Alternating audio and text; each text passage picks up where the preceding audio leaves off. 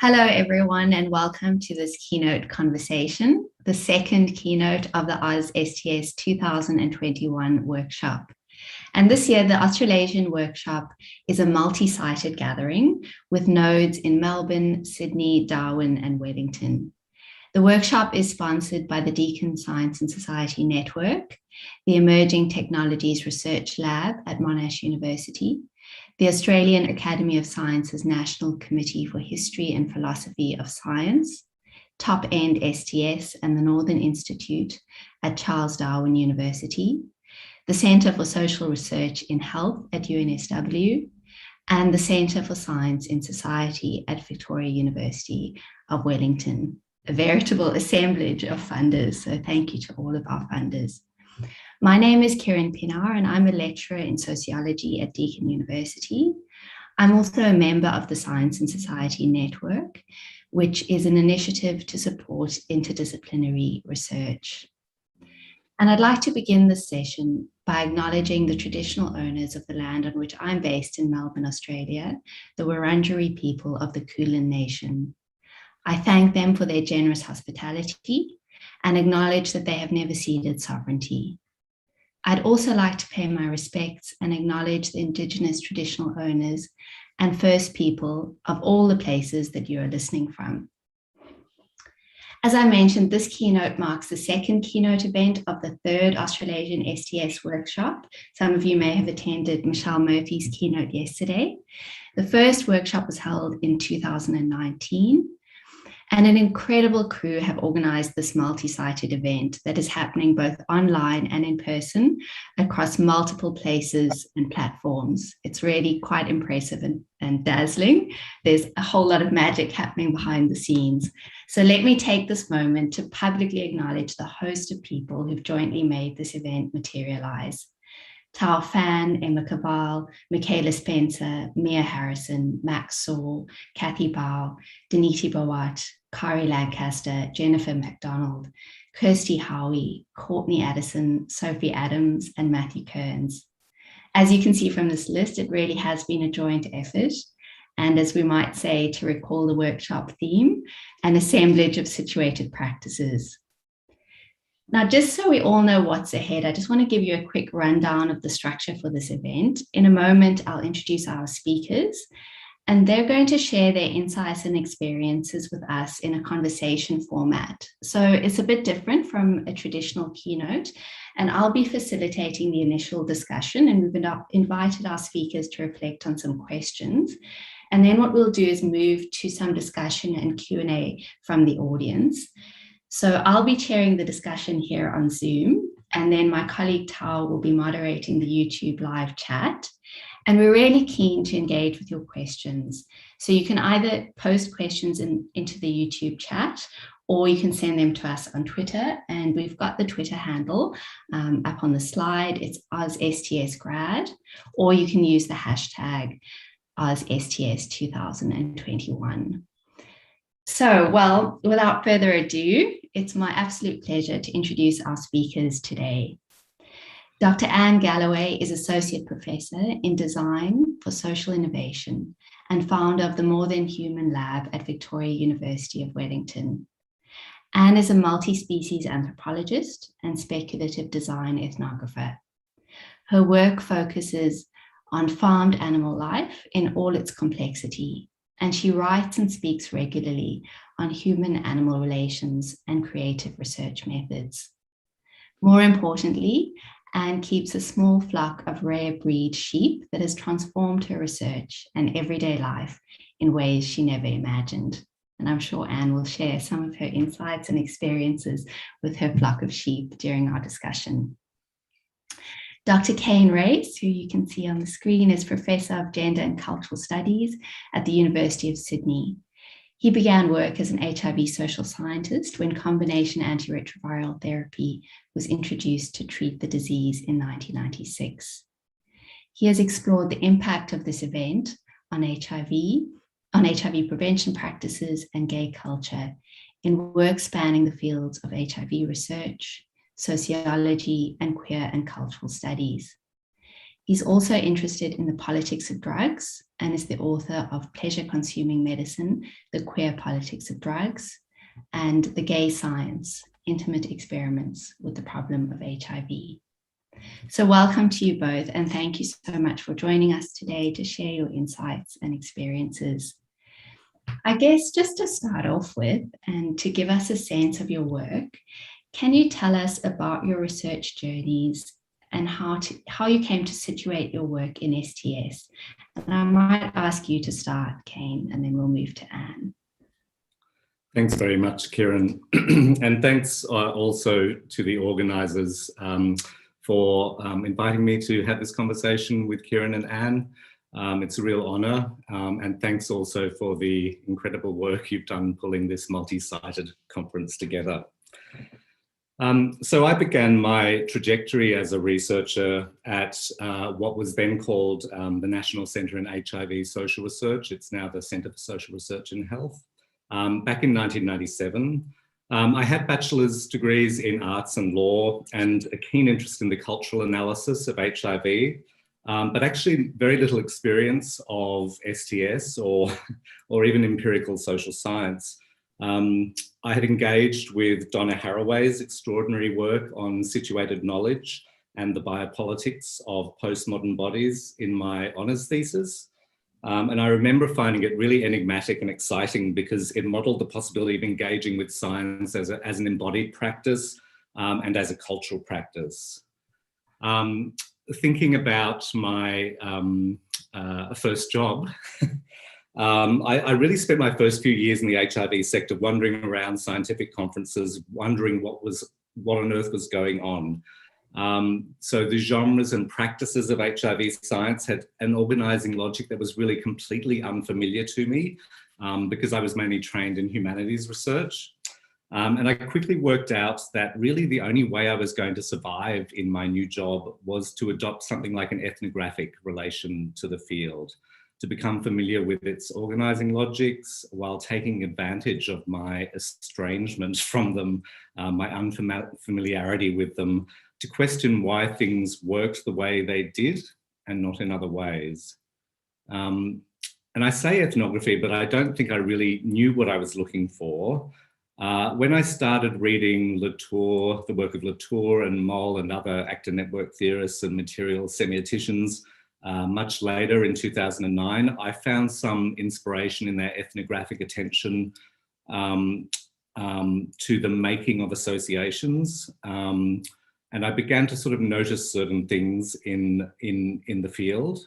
So Latour, I guess, in particular, sort of sensitized me to the whole question of how associations get made between human and non-human actants in scientific practice, and the strength, durability, and potential contestability of these associations and the objects that they make and remake.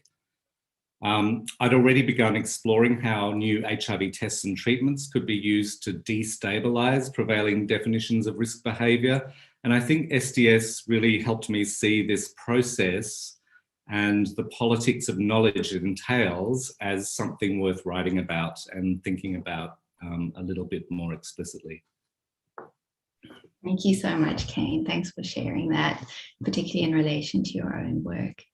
And you might notice that Anne is, you can't see her video because she's really situated in place at the moment and has had to move to be closer to the town near where she lives. So Anne, I hope you can still hear us. And we'd love to hear your reflections on your research journey and how you came to situate your work in STS. Thank you so much for inviting me. I hope everyone can hear me. I am perched on the edge of the highway. I can't control the trucks that will come by me, but I'll try to speak up. Thanks again for inviting me. And I really want to reiterate the superb organization of this event. We can blame rural broadband for my situation, but everything else is absolutely perfect. Okay. When I think about situating my work in STS, I should first say that I'm first-gen university. That makes me deeply curious, easily bored, and always suspicious of the academy. But I have a permanent academic position now, and I acknowledge the privilege of that. Everyone's research journey is different, and universities are just one of many places a researcher can call home. To be honest, I am where I am today because of a lifelong commitment to wandering the planet and a willingness to take on stupid amounts of student debt that I only managed to pay off a year ago. Okay, so I started off as an archaeologist. I moved into ethnohistory and ethnography. Then I found cultural theory and STS.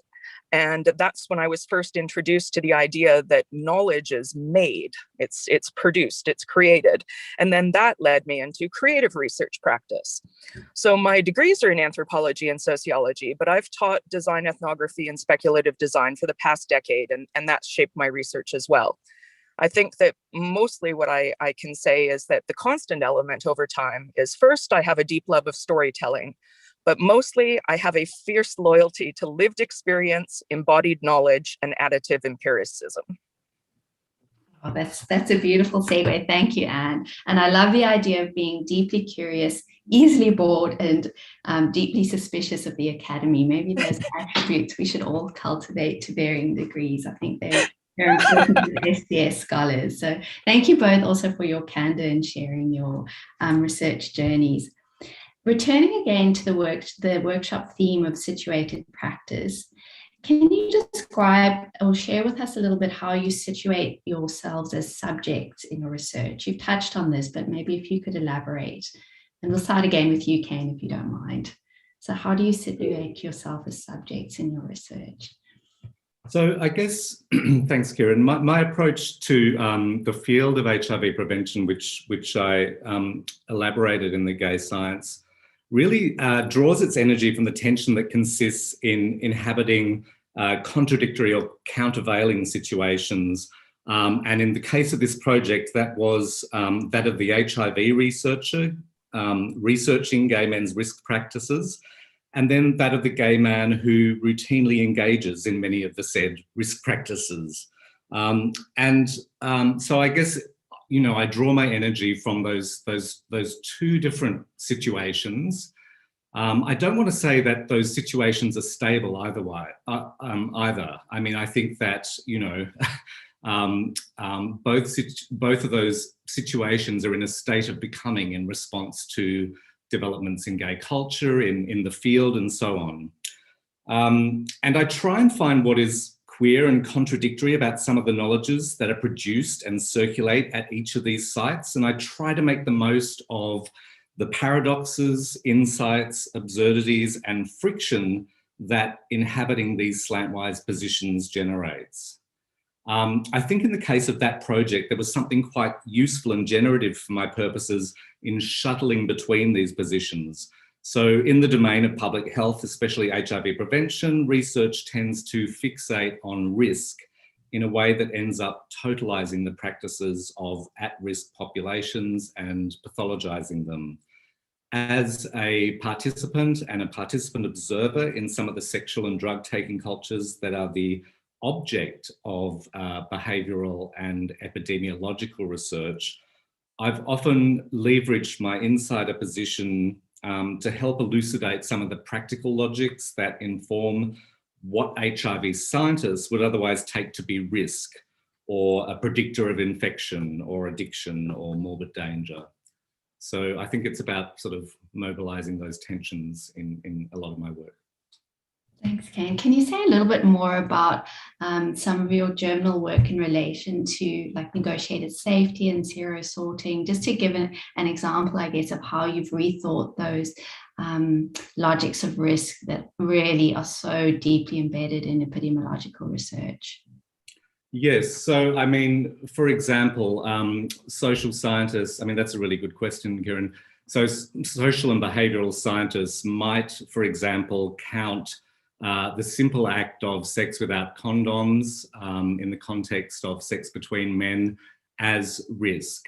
And I think what I learned from the research culture that I first entered into was that, in fact, of course, you know, not every act of sex without condoms is actually risk, and that there were certain strategies being elaborated or practices taking place in that context.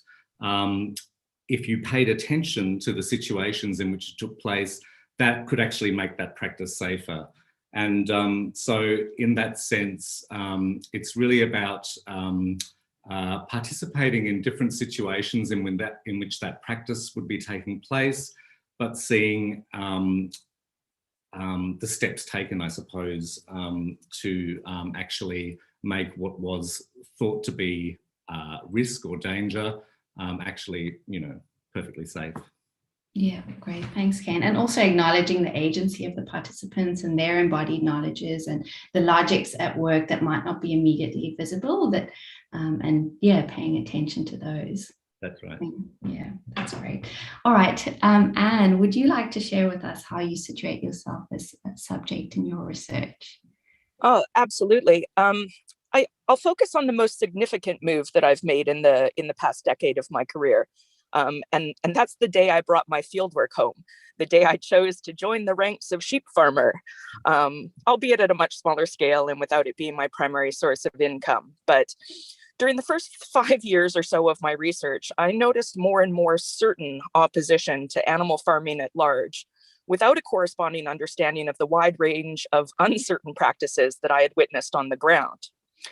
And because I saw the negative mental health effects of public opposition on the farmers with whom I worked, I felt a real obligation to know firsthand what it was like to do their job, to raise and kill animals myself, before I weighed in on the strengths and limitations of current approaches, let alone make any proclamations about whether or not animal farming and animal farmers should even be allowed to exist.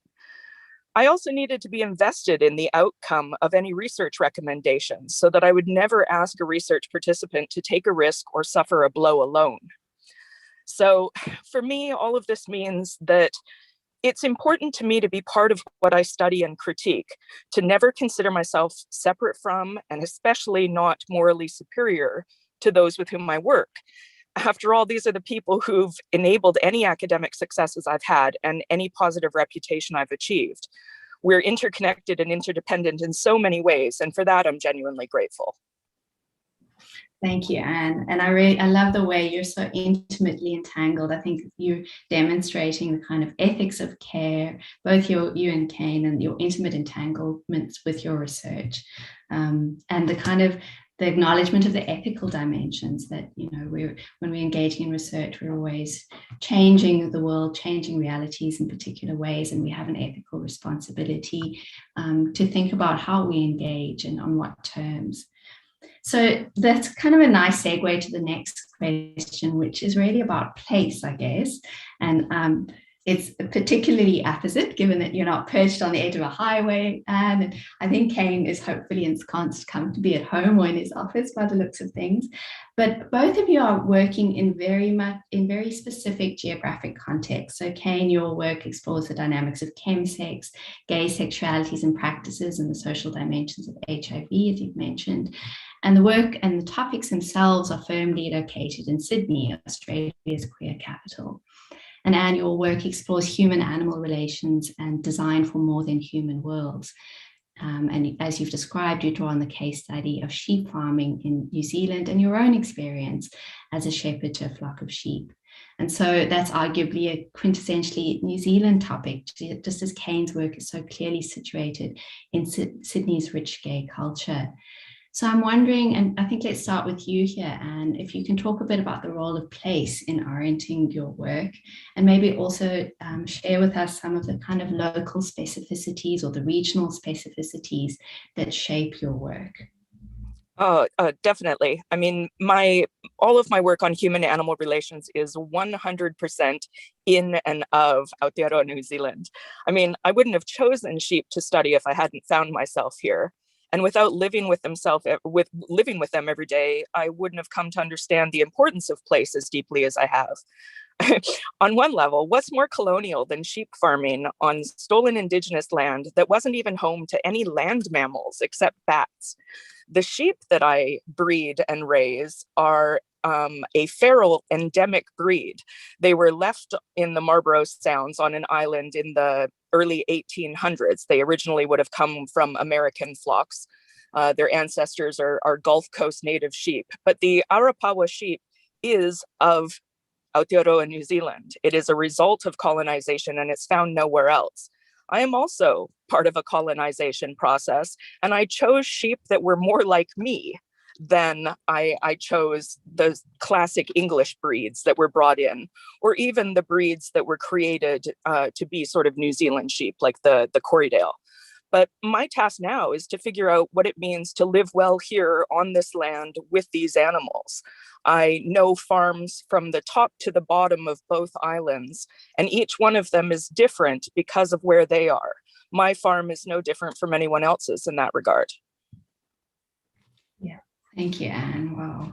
I'm so fascinated by your journey into sheep farming, and it sounds like a really conscious decision which breed of sheep you chose and what that means for your own relations with this companion species. Very much so.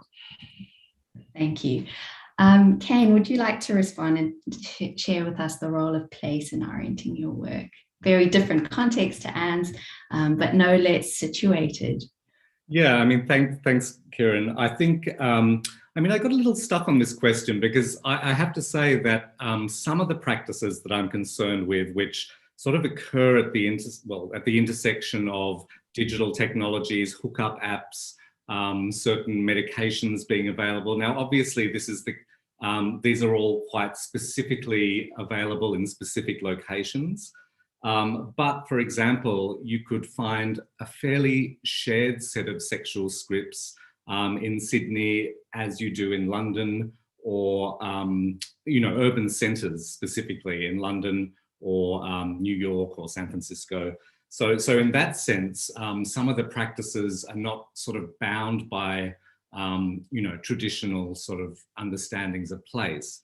But thinking more specifically about place and Australia and Sydney, I guess I would say that I'm the beneficiary of quite a distinctive research culture and policy culture that was characterised by, a really unusually high degree of engagement between policymakers, research scientists, and the affected communities that policy has sought to govern.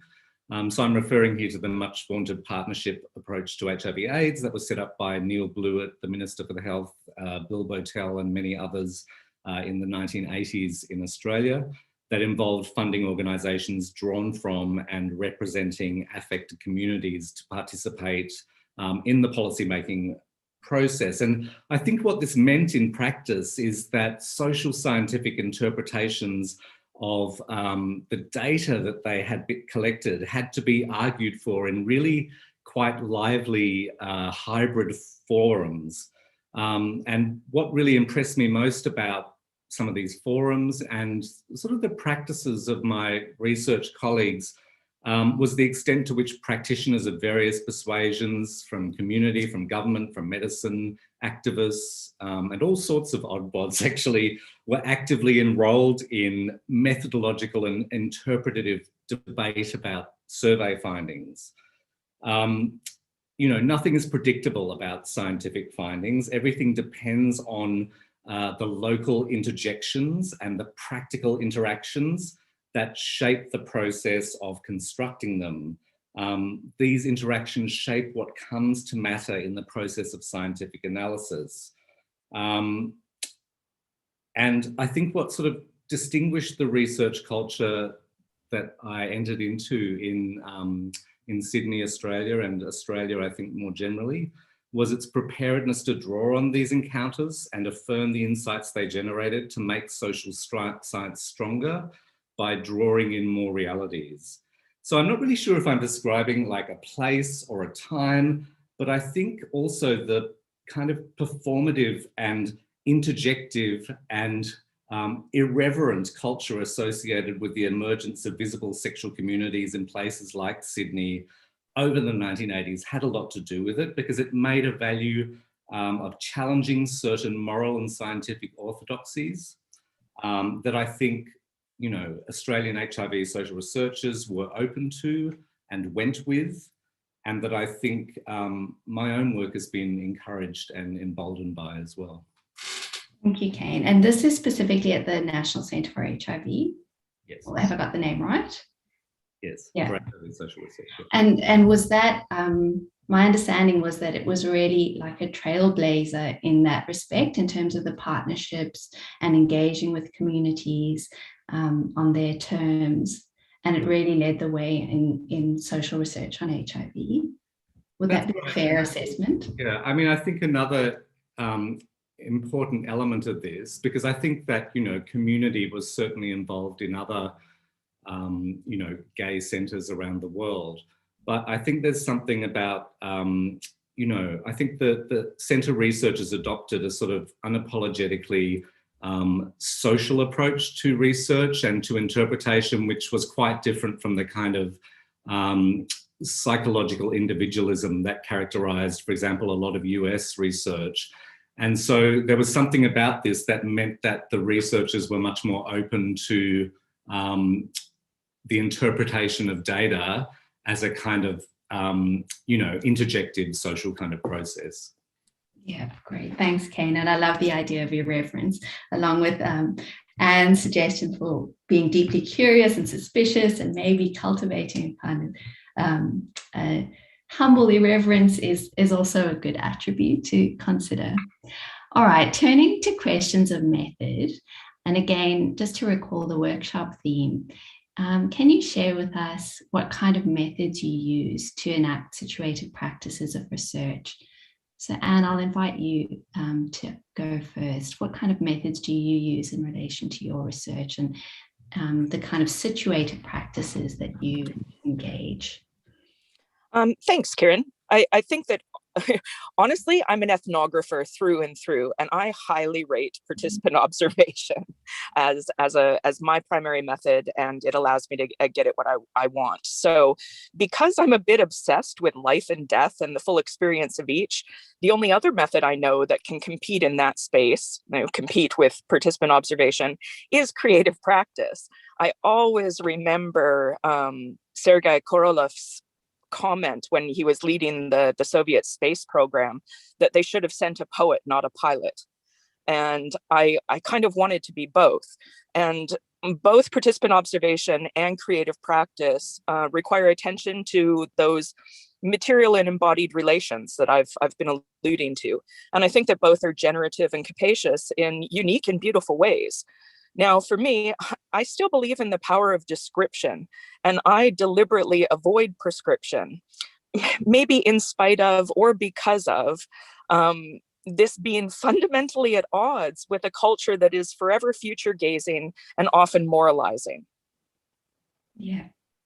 And I'm just thinking of your idea of your creative practice, and specifically the project, The Bone Knitter. I wonder, because I was really taken by that, and I wonder if you might share a little bit with people who might not be familiar with it, what the bone knitter involved and how that embodied creative practice for you, if indeed it did.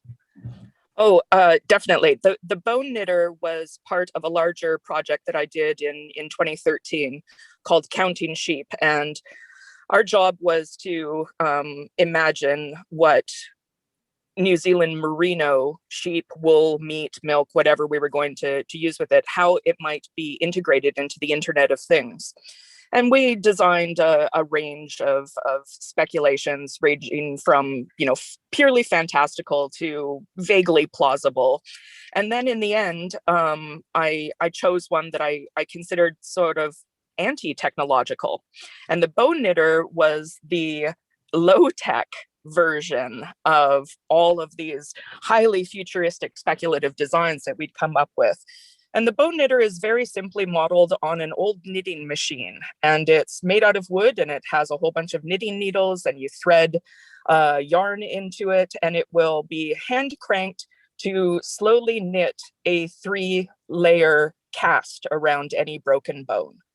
So it's a very, very slow process. You sit and you can have a cup of tea and, you know, have some ginger nuts, read some poems, have your, you know, the nursing companion sit with you. It would slow down everything. So it still allowed us to concentrate on tracing where materials come from.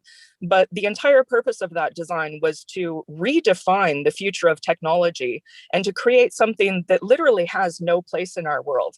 There's no hospital that could make the bone knitter work, even though it can function. It's the structure that it opposes and the way that we deal with healthcare. And so it's been my experience that the bone knitter is usually people's favorite out of all of those. And I think it's precisely because we used it as a way to resist these technological futures. But it is actually an object, like you can see it, you've created it, and you've used it. Yes. Yes, it's in a museum in Vienna right now. And I know that you've written on it, so perhaps afterwards you can share the details of that article and Kane, any work that you've referred to, and we can share that alongside the video, because I think people might be really interested to read more about these particular engagements that you touched on in our discussion. And I really like the idea of highlighting creative practice, because often people say, oh, as an academic, you're really analytical. And I think, yeah, sure, but that's not to elide creativity. And I think there's really, a lot of value in recognizing the ways in which our practices are creative and afford new possibilities that might surprise us. And we'll come back to surprise later. But Kane, would you like to tell us a bit about the methods that you use in your research? Sure. I mean, I'm just still thinking about the bone knitter, kind of captured by that. But yes, so I mean, I think I'm a bit like Anne in the sense that participant observation is probably the site at which thinking is generated for me. And I've used a range of methods, including fairly traditional ones like qualitative research and participant observation, ethnographic description, but that's also ranged to the use of different research devices. Like I'm a big fan of the anecdote, for example, as a research device, a staging of knowledge that's provisional and unsettles given relations of knowledge relations and power relations around knowledge. And I've also used things like screen grabs of de-identified screen grabs of interactions that I've participated in using hookup apps like Grindr. But I guess generally I would say that I think and write on the basis of encounters and experiences that serve as a kind of a springboard into more extended critical engagements. So I try to keep an eye out for what is surprising or paradoxical or queer about a situation. And then I suppose, thinking happens. And what most concerns me, especially in my work on HIV, but also in the drugs field, is how particular matters are problematized and the possibility of thinking them or posing these problems otherwise. So what the paradoxical situation usually springs me towards is a critical engagement with the scientific discourses and practices that hold a particular reality in place, that are producing the problem in a particular way. And this, I think, it's really a matter of situating science, thinking about the practical methods it's used to register and using to register and produce reality, and then sometimes running interference in relation to those. And it's often really quite painstaking. Like when I think about my analyses of the construction of barebacking or the construction of chemsex in HIV discourse, I'm often looking at like how one thing, unprotected sex or substance use, gets reduced to another. That is risk in prevailing habits of analysis. And sometimes this just involves trawling through these, very positivistic scientific articles and looking at the kind of assumptions that are being made in that process. I don't think I would have done it if I'd come just out of cultural studies or gender and cultural studies. I mean, I think that this was a matter of participating in the process of making knowledge and then thinking about, the kinds of assumptions that were being made. and wanting to interfere in that situation. But yeah, so I think you have to be a bit of a nerd to do this sort of painstaking work and pull these associations and processes apart and point to their presumptions and potential oversights. But I think it's something that I'm prepared to do when I think that the way that the problem is getting produced is problematic enough, or when it matters. So a situated encounter will often provide my way into this kind of tussle with scientific practices. I don't necessarily take that situated encounter to be representative, but I do take it to be confounding enough to motivate a critical engagement with how a problem is coming to be defined and analysed. Thank you, Kane. Wow, there's so much in that. I just want to ask if you can tell us a little bit about how you would make the problem, or make the phenomenon, to use less problematic language, differently, because you talked about intervening to make it otherwise and challenging some of the assumptions. So often, you know, the association of chemsex with risk, like what other ways can we make it that undo some of those damaging associations? Well, I think that thanks, Kiran. I mean, I think that that's very problem specific and issue specific. And I guess what I've just described is, I mean, I know that we all love string metaphors. You know, you've got this sort of bundle of string, and say that's how barebacking or chemsex has been constructed. And it's kind of about untangling it and showing how it could be tangled in another way. So it really does depend on the problem or the issue and how it's been constructed, but it is this process of kind of teasing it apart and thinking about, you know, how it could be retangled, I guess. Yeah, I love that. And I love the idea that we're all nerds. I celebrate that. So yes. Let's just move on, because I am conscious of time, and I'm hoping we'll be able to get through the questions and then still have time for audience questions, because I'm sure this discussion has sparked a lot of questions from the audience. So I'm really struck by both of you when you talk about your research and the passions that animate it. It seems to blur the boundaries that academic disciplines often seek to reinforce. So professional, personal, theory, practice, subject, object. So I wonder if you can tell us a bit about how you see the relationship between your research and, I guess, your academic practice more generally, and the rest of your life, if we were to draw those distinctions. So, and how would you see the relationship between your research and the rest of your life? I'm not sure I see any difference between my research and my life anymore. I mean, obviously, I think there's a big and important difference between research practice and university labor. And right now I'm talking about practice. I have lots of concerns about university labor, and I don't want that to take over my life.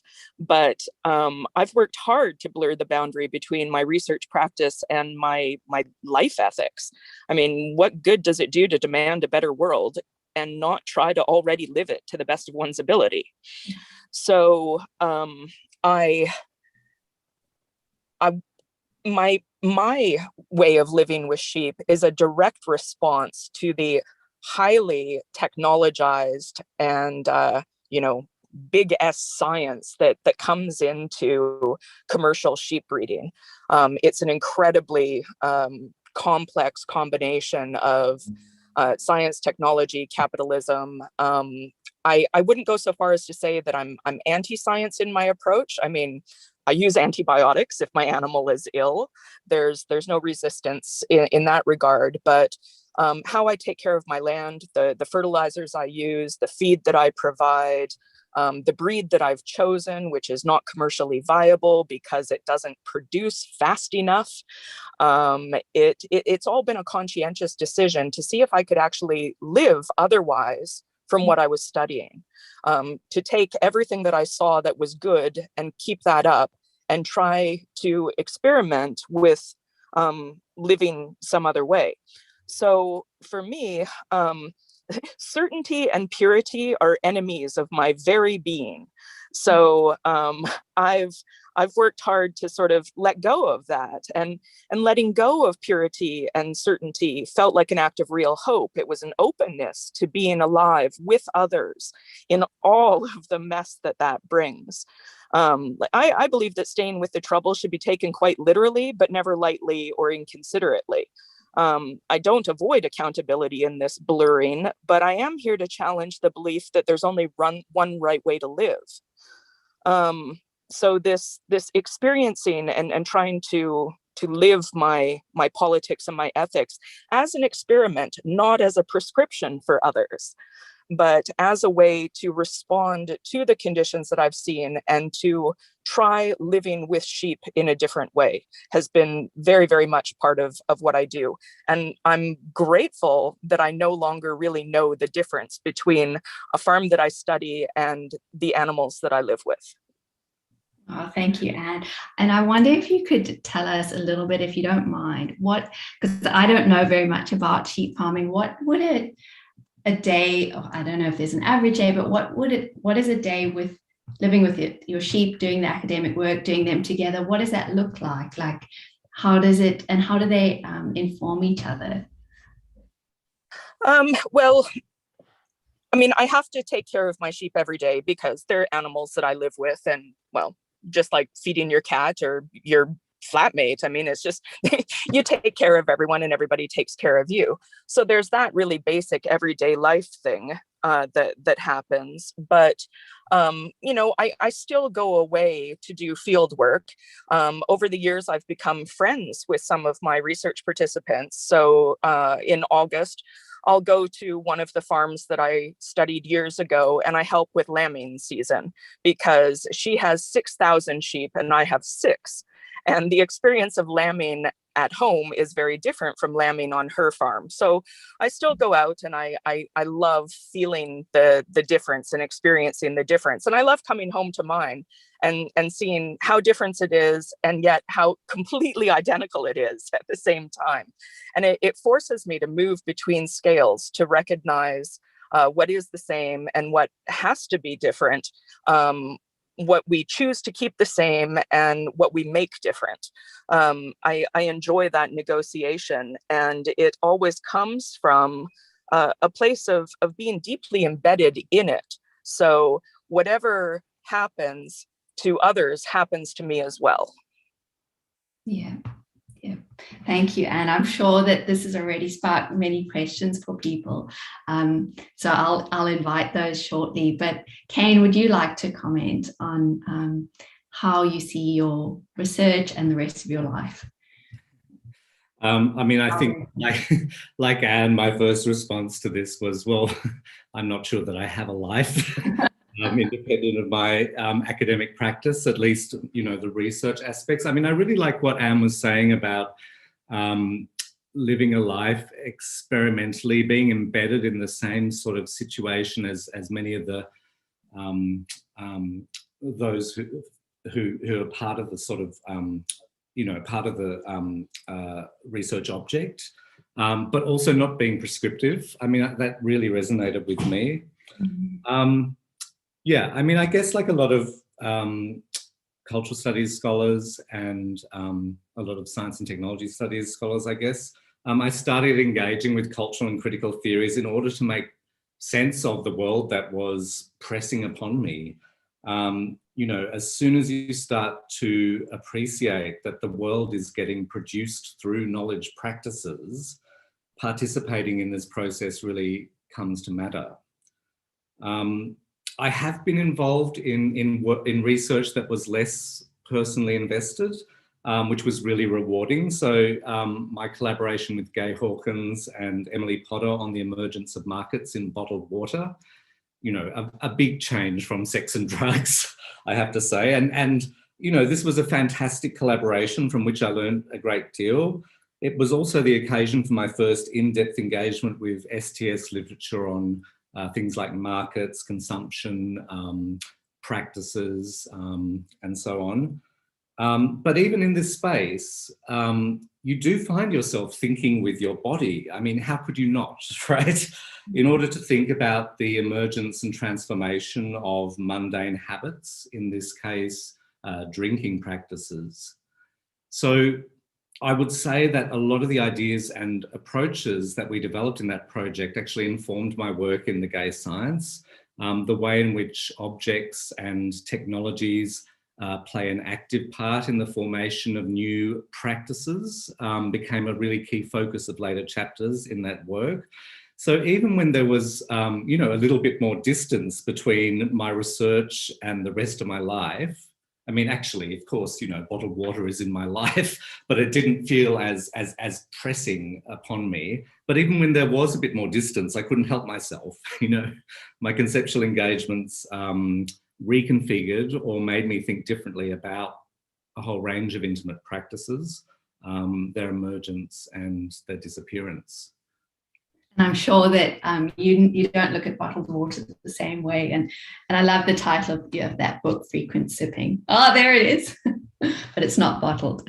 I'm conscious that we don't have much time, so I might skip some of the questions because you've actually both addressed them so beautifully in your responses already. And you've talked about the ways in which you're conscious of the role of your research transforming realities, kind of as a site of ontological politics. But something that I think both of you really share is a commitment to questions of care. And that came through so beautifully in Anne's account of how she tends her sheep, and in Kane's account of in relation to queer cultures and counter public health practices. And I think both of you are interested in how we might foster more inclusive modes of care with our human friends and companion species. So I wonder if you could comment on how matters of care feature in your work and how we might enact more capacious, generous modes of care. And I might start with you, Kane, and then we'll move to Anne. Okay, thanks, Kiran. So I feel like in a way that I'm only ever writing about care practices and possibilities within scenes of risk and danger. Practices and possibilities that are invisibilized actually by dominant discourses and ways of knowing, in the hope that acknowledging them will lend some kind of supportive infrastructure for their further cultivation. So I think this is also a question about ontopolitical research and ontological politics, and what one cares to attend to. In the domain of drug use and other risk practices, I've argued that actually greater attentiveness to pleasure and its social and material dynamics provides really crucial resources for identifying and enhancing practices of care. We have these epistemic and legal frameworks that produce these cultures as kind of shallow and individualistic and criminal. But actually, you know, mundane but consequential practices of care and safety still manage to circulate in these environments, and these form part of the recreational and ethical and practical repertoires of many participants in these scenes of practice. I think these practices are kind of fragile and prone to being shamed out of existence. They can be really difficult to register in punitive political or epistemic climates. So I think that's where the kind of the ontological aspect goes, is really important, because in order to strengthen the possibilities of these care practices, you know, you need to notice them and push back against the idea that, for example, pleasure is the antithesis of safety, because caring for pleasure also, I think, entails caring for the capacities of the bodies experiencing it and also for their becoming. And so I think knowledge actually participates in this becoming, and the simple act of noticing these care practices can reorient, you know, how we think about risk and how, you know, people are recognised as looking after each other. Yeah. Thanks, Kane. And I love the attention to matters of pleasure in your work. Anne, would you like to respond to that? Because I'm conscious that questions of care are also really central to your work. Thanks. I've long been interested in care practices, like intellectually interested in care practices, but it wasn't until I moved to New Zealand where I finally fully grasped that the Maori concept of mana, or authority, is something that is granted by others, not claimed for oneself. It's a relational authority that you can't say that you have. So this means that it now matters very little to me if I say anything about care, if I theorize care, but it matters a great deal to me if my research participants experience or fail to experience our relationship as caring. And my absolute highest priority in my research is to establish a caring relationship with the animals in my life.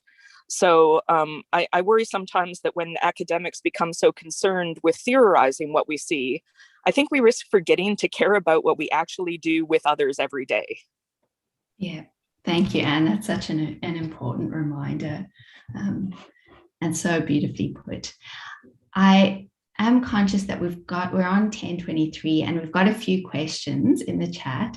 So I will open it up now to questions. I'll first ask the ones in the chat and then I'll open it up to the people who are with us on Zoom.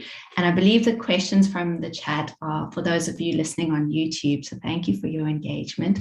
We've got one from Anne Fredrickson, and I'll just read it out and then invite you both to respond.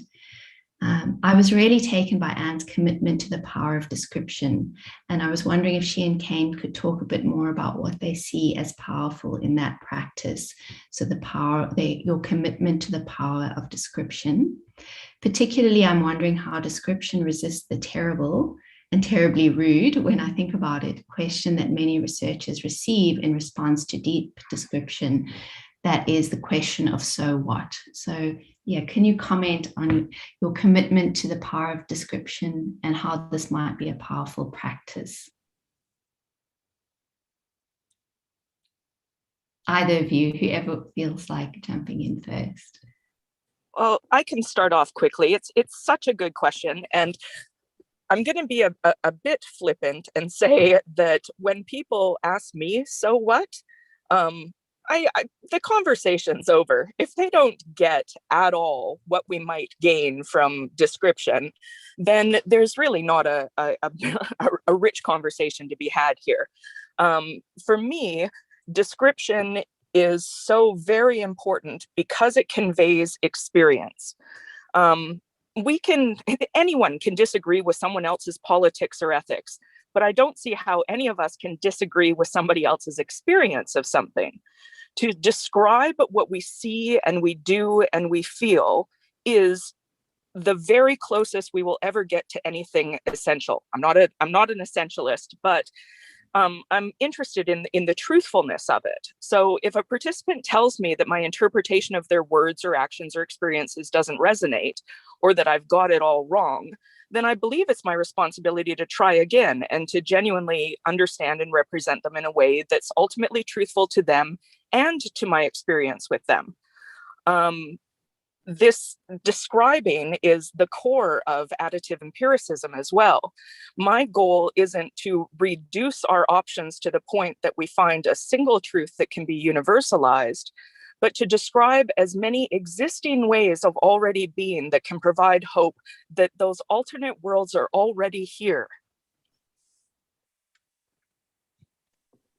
Thank you, Anne. Kane, do you want to add any reflections? Yeah, so, I mean, this has made me think about, moments where I've had a good time describing things. And, there are two times in the gay science where I had a lot of fun describing things. And I guess this goes to the so what question, describing things that aren't usually commonly described within the field of research practice that you're dealing with.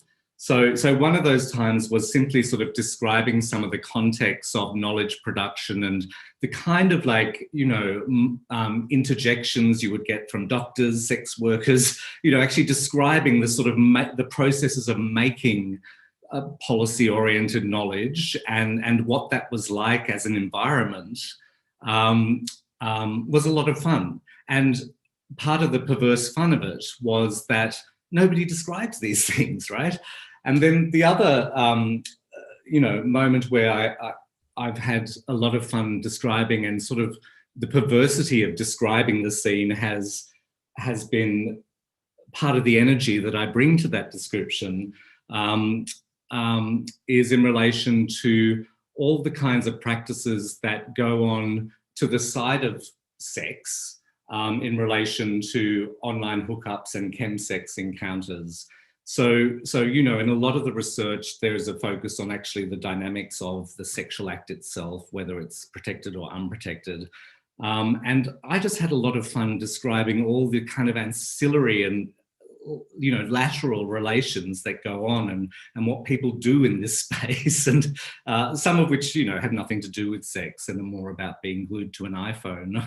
So that sort of description brings a world into language, I guess, that is not normally brought into language. And I think that can be a really important intervention, because the way that objects get framed,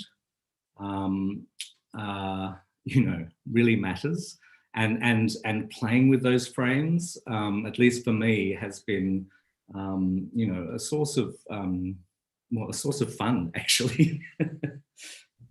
Thank you.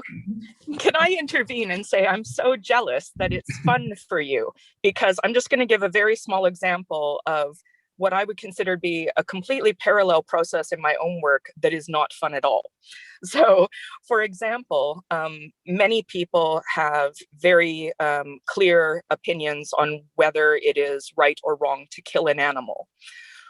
What we don't have is descriptions of what it is actually like to do it with your own body, with your own hands, with your own heart, to an animal that you have raised, loved, and kept. To present that kind of description offers a possibility of getting beyond binary responses to killing. Because as long as we remain outside of killing and analyzing it as an object, we are never the subject. We're never the killer or the killed. We never have to account for what it's like to do it. And so for me to be able to describe what it is like to help an animal be born and to take their life, I'm able to open a space and hold a space where those clear black and white judgments become very difficult. And it allows us to talk about things in ways that prevent us from falling into those traps of certainty and purity. Wow, thank you. And I feel like in the span of that minute or so, I went from this place of like excitement to, I ran the gamut of emotions. So it's really, you've both evoked so beautifully how deeply connected you are to your research, how much it matters to you, how you live it, and how it's an embodied practice. And I really felt that quite viscerally in both of your accounts there. And you might already have covered this a little bit in your response, but Tim has a question related to your notion of additive empiricism. And he was wondering if you could say a bit more about where this term comes from and what is added to what through this method or practice. You've touched on it, but I wonder if you could elaborate.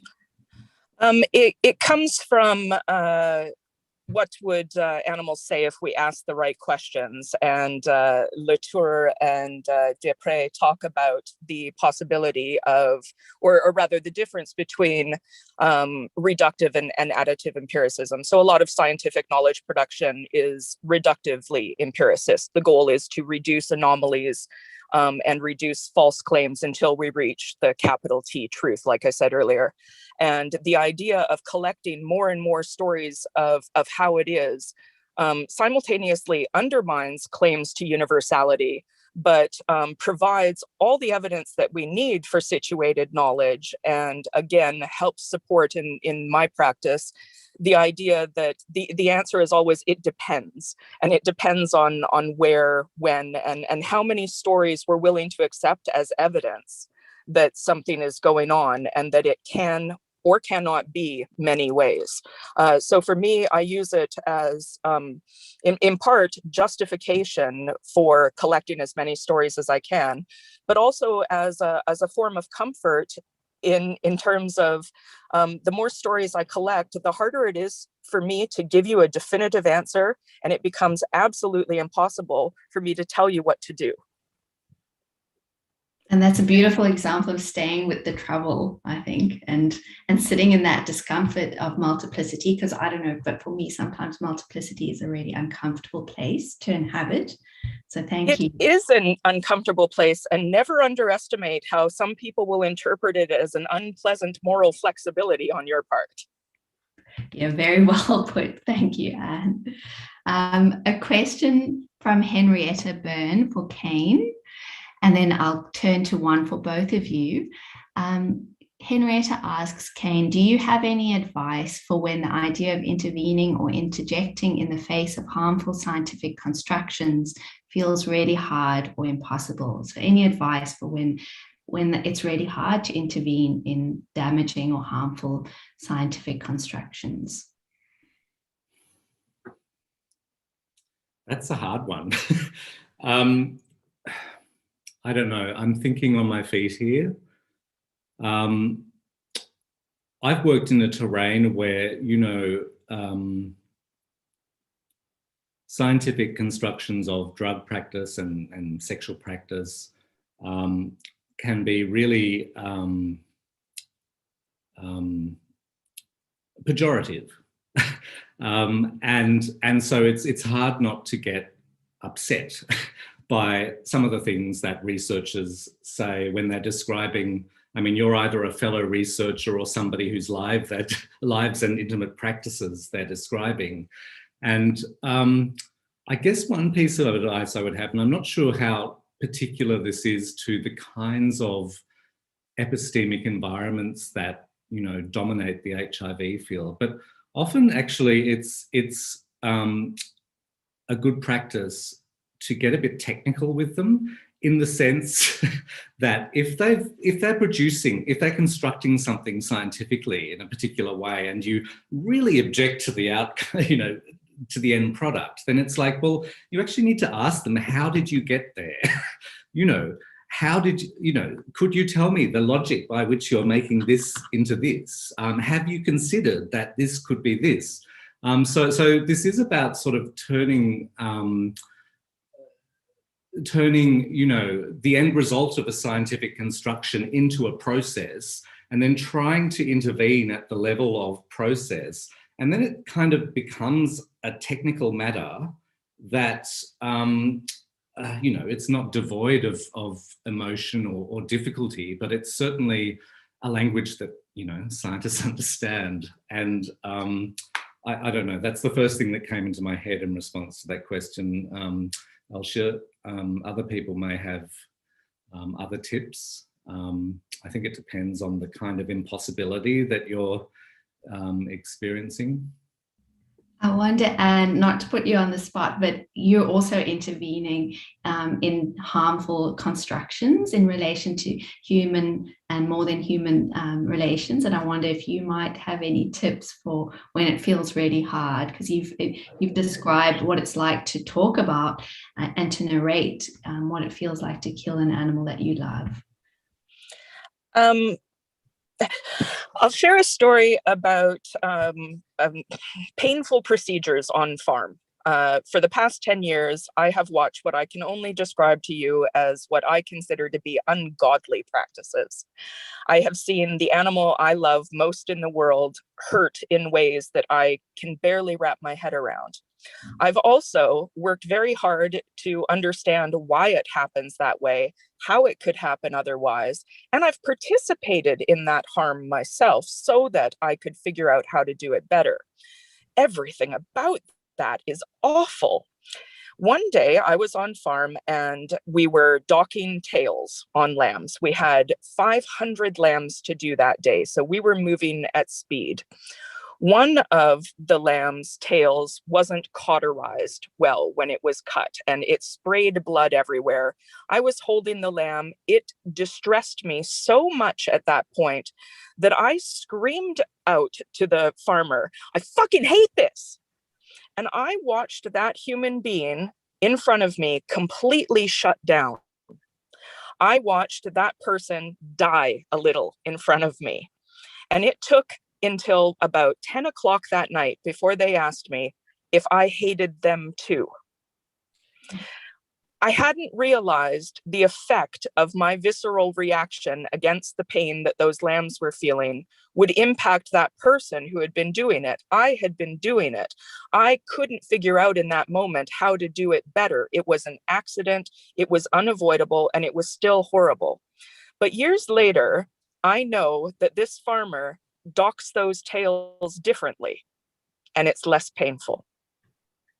As a result of, or in part at least, of that encounter that you had together? Well, she insists that it was directly because of that. So I'll accept that at face value.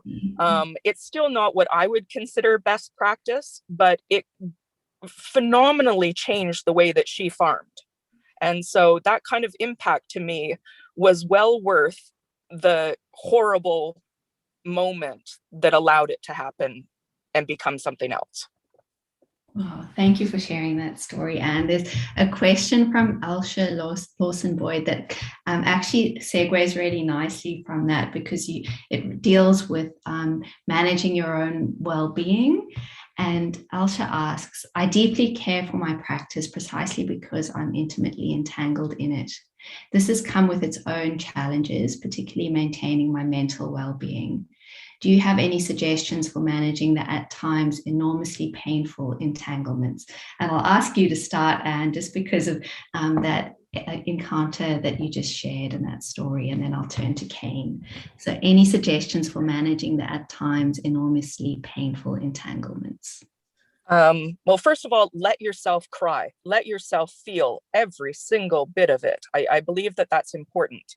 I try to let myself do it. I apologize for things that I say afterwards. I correct my behavior. I work very hard to make up for any harm that I do, but I do allow myself full license to feel it all.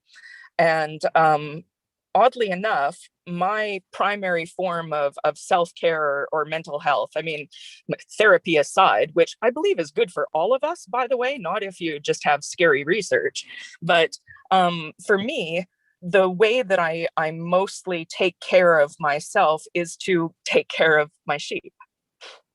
I take all of the pain and the fear and the suffering and the anger, and I do the exact opposite with them, and we build opposite relationships together. Thank you, Anne. Kane, do you want to offer any reflections on how you manage the enormously painful, sometimes enormously painful entanglements?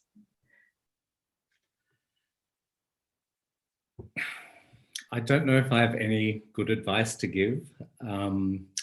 I certainly recognize the, I relate to what you're asking. I have certainly struggled in terms of my own mental well-being in relation to some of the practices that I've researched. I think the advice that Anne's giving around letting yourself feel those things is really important. And I'm not sure that I have a great deal to add, because if I did, it would be easier. I recognize the struggle. I wish I had an easy solution to it and better advice, but it's an ongoing thing that researchers who care about their objects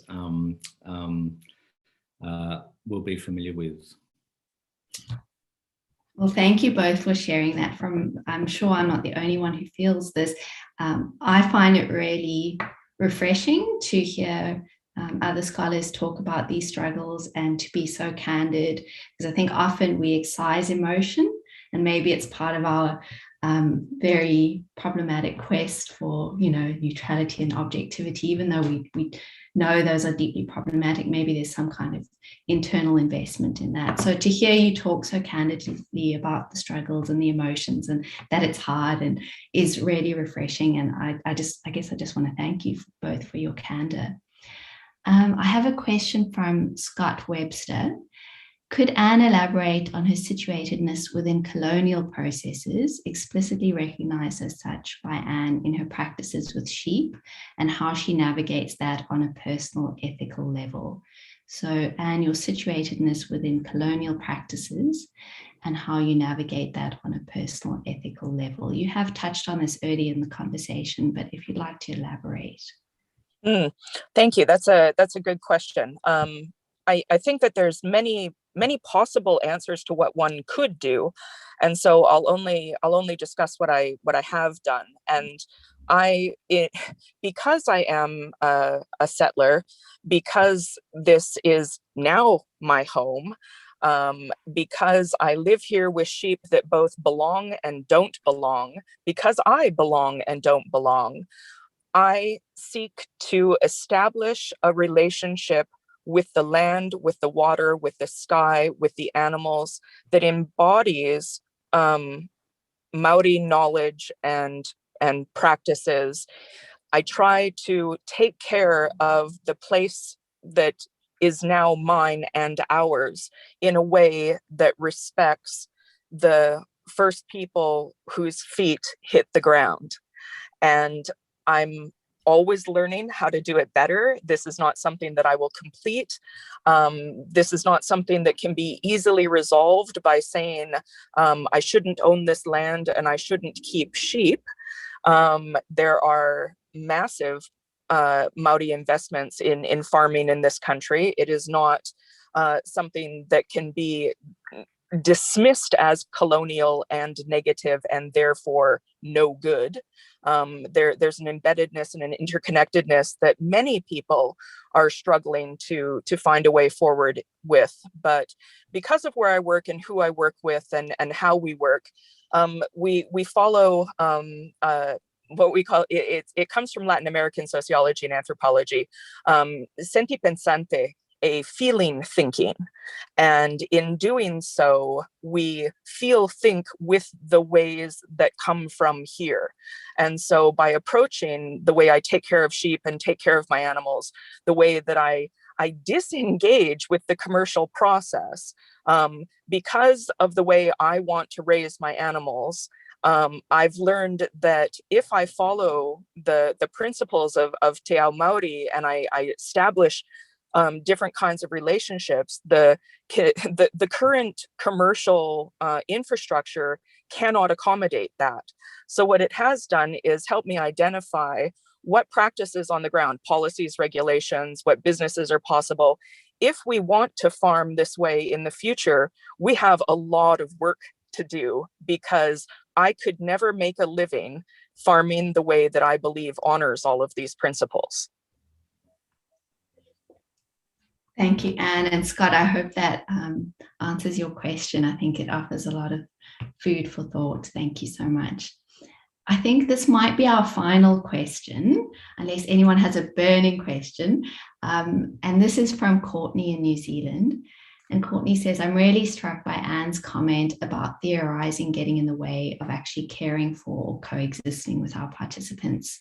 I'm fully confident that none of my writing has impacted my participants, but I do think, for example, showing up at a hospital field site and people having to think about you does impact my participants. Could Anne and Kane reflect on A, if and how we should theorize situatedness, and B, that relationship between being people versus writing about being, that relationship, between being with people versus writing about being with people. So that step away, one level of distance between being with people and writing about people. So I'll just say that again, because it's quite a dense question. Could Anne and Kane reflect on, firstly, if and how we should theorize situatedness? And secondly, the relationship between being with people versus writing about being with people. I will. Okay, I can give it a quick stab because I have a short answer. I'm a terrible theorist. So my sort of innate preference is to try to avoid it. And I'm not very good at that part, but so when I theorize, the very best that I seem to be able to muster is how is this situated experience and knowledge, how does it scale? How does it relate to broader practices? And in that sense, I can theorize the practice not in terms of its essential meaning, but in terms of its relationality or its connections to other things. So, but again, I'm a poor theorist, so never ask me questions about how to make theory better. In terms of writing, I think that academic writing is particularly ill-equipped to do this. I much prefer, and the book that I'm currently writing, and that it's took me so long to figure out how to write, is I took a bit of a detour, and I did the first year of a second PhD in creative writing. And I decided not to continue the PhD, but that year studying creative writing has now put me in a position where I'm confident that I have developed new craft skills, that I have the ability to write creative nonfiction in a way that doesn't make that difference or the intellectual distancing quite so sharp. But that's the only thing I've got. So I'll hand it over to Kane, who will say something much smarter. Thank you, and that's a lot. And I really appreciate your reflections on the value of creative writing. I think I just want to add that sometimes we forget, I think, that one of our crafts is writing. And I do see us as academics, I think we are writers and we hone that craft, but sometimes we forget that. So, and I love that you're blurring the boundaries between analytic and creative and acknowledging the ways in which they're entangled. It took working in design, though, to realize that academics, myself included, I hope less now than in the past, but often when academics embark on creative work, we forget that it is a craft, that it requires years of practice, just like we practice to become academics. To suddenly branch out into creative work and expect to be an accomplished poet or writer is hubris. I've learned to respect the creative practitioners that I work with enough to know that if we are going to be creative, we're going to have to learn all over again. And be willing to be surprised and to be absolutely a new learner. Kane, do you want to add in your reflections on Courtney's question? So I guess, I just responding to the last part of Courtney's question, the relationship between being with people versus writing with being with people, and the issue you've raised about, being in a hospital field site and people having to think about you, because it does, your presence does have an effect. But I would say, my gut response to this is to be with people first, and this is important whether you're running an interview or you're actually doing the work of participant observation. Be in a situation first. This is why I've sort of tried to, so for example, if you're interviewing somebody and they're having a moment, stop the interview, be with them. And this is also why I'm a bit hesitant about describing what I do as autoethnographic, because to me, I'm a body in a situation and things happen, and that becomes the spark for writing, rather than, I'm a writer and I'm in a situation trying to work out what I'm going to write about. To me, the actual encounter, whether it's a research encounter or a field encounter, is a disruptive situation, or can be a surprising situation that then post-event produces thinking and description, and you can write about these things. But I don't know if I would go into a situation thinking, okay, here I am, a researcher and a writer. I actually think the most interesting moments come when you allow yourself to sort of responsively attend to what being in that situation, how being in that situation is affecting the situation. Thank you, Kane, and thanks, Anne. I think there are a lot of resonances across both of your comments, and I'm really struck by your situated practices, your embodied engagements with your work, and your commitment to research that can make a difference in and shape alternative realities, hopefully more generous, capacious ones. Unfortunately, we have run out of time. We could easily keep talking.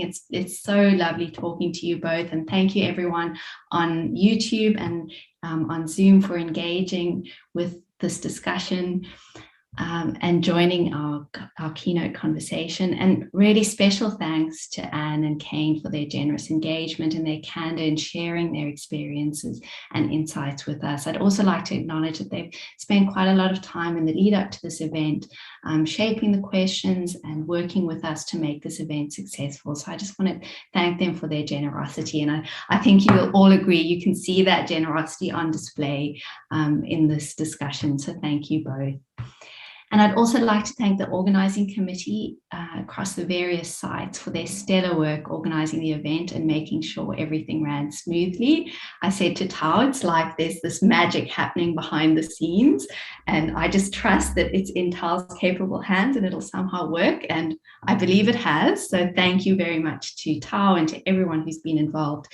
A veritable assemblage of people and more than human practices have enabled this event to take place, so thank you. And finally, thank you to the workshop sponsors, the Deakin Science and Society Network, the Emerging Technologies Research Lab at Monash University, and the Australian Academy of Sciences National Committee for History and Philosophy of Science. And to those of you attending the rest of the workshop, I hope you'll enjoy the last day. And thanks again, everyone, for a really engaging, generative conversation. And I hope you won't mind, Kane and Anne, we might ask you if you're willing to share some of the work that you spoke about today, and we can put it on YouTube alongside the video, if that's possible. We'll confirm with Tao, but that's just a suggestion. So thank you all. It's been an absolute pleasure, and enjoy the rest of the workshop today. Thank you very much. Thank you, Kiran. Thanks, Kane and Anne.